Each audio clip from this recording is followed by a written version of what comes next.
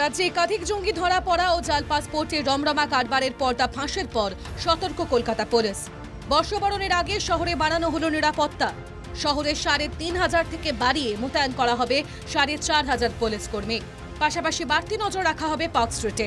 সেখানে হোটেলগুলিতে দেওয়া হয়েছে বিশেষ নির্দেশ। হোটেলে থাকতে গেলে লাগবে বেশ কিছু নথি। বিদেশিদের বৈধ পাসপোর্ট ও ভিসা থাকতে হবে। স্থানীয় থানায় বিদেশিদের নথি জমা দিতে হবে। ভারতীয়দের ক্ষেত্রে আধার বা ভোটার কার্ড সংগ্রহ করতে হবে। সেই নথিগুলিও স্থানীয় থানায় পাঠাতে হবে। উৎসবের সময় কারা হোটেলে থাকছে তাদের নথি যাচাই হবে। নথি যাচাই করবে Kolkata police.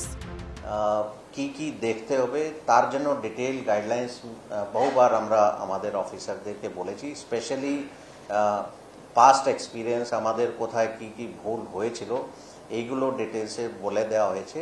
And we are keeping A watch, ওটা আমাদের নজর থাকবে।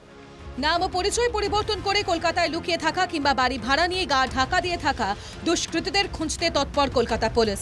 কারা কারা নাম ভাড়িয়ে থাকছে তা জানতে প্রতিটি থানাকে নির্দেশ দিয়েছে লালবাজার। লালবাজার সূত্রে খবর, চলতি সপ্তাহ থেকে শহরের প্রতিটি থানাকে বলা হয়েছে বাড়ি বাড়ি গিয়ে ভাড়াটে সম্পর্কে খোঁজ নিয়ে পুলিশের দেওয়া ফর্ম পূরণ করে থানায় জমা দেওয়ার জন্য। সেই সঙ্গে কেউ পেইং গেস্ট থাকলে তাদের সম্পর্কেও নথি জমা দেওয়ার জন্য নির্দেশ দেওয়া হয়েছে।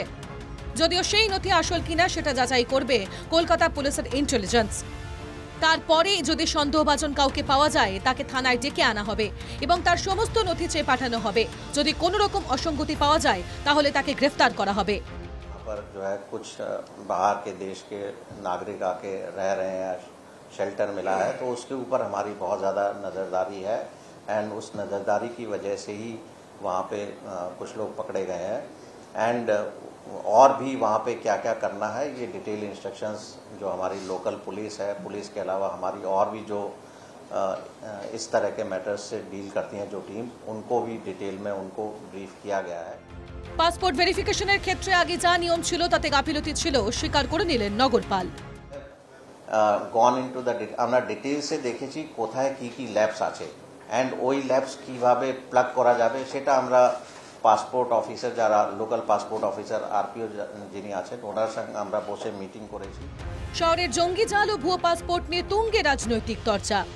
বিভিন্ন জেলায় দেখতে পাই পথসাথী করে বেড়াচ্ছে, পথসাথী গজিয়ে উঠেছে বিভিন্ন জায়গায়, নীল সাদা বিল্ডিং, সেটা পথসাথীর মতো জঙ্গি বেরোচ্ছে। তো তৃণমূল কংগ্রেস জঙ্গি সাথী কোনো প্রকল্প তৈরি করেছে কিনা কিংবা জঙ্গিশ্রী এরকম কোনো প্রকল্প মমতা বন্দ্যোপাধ্যায়ের নেতৃত্বে তৈরি হয়েছে কিনা আপনারা একটু খোঁজ নিন। যে বাংলায় ধরা পড়ছে বলে আপনারা বলছেন, আপনারা তো বিজেপি শাসিত ত্রিপুরা, বিজেপি শাসিত আসামকে তো আপনারা আড়াল করছেন। তো তাহলে ত্রিপুরায় ঢুকছে কি করে? কেন্দ্রীয় সরকার বিজেপির, ত্রিপুরা সরকার বিজেপির, তাহলে সেখানে ঢুকছে কি করে? শহরে আর কত জঙ্গি ছড়িয়ে রয়েছে? কোথায় কোথায় জঙ্গি ডেরা? নজরদারি বাড়াচ্ছে লালবাজার। এবার কি রাশ টানা যাবে জঙ্গিদের আনাগোনায়? সুস্মিত মজুমদারের রিপোর্ট, এনকেটিভি বাংলা।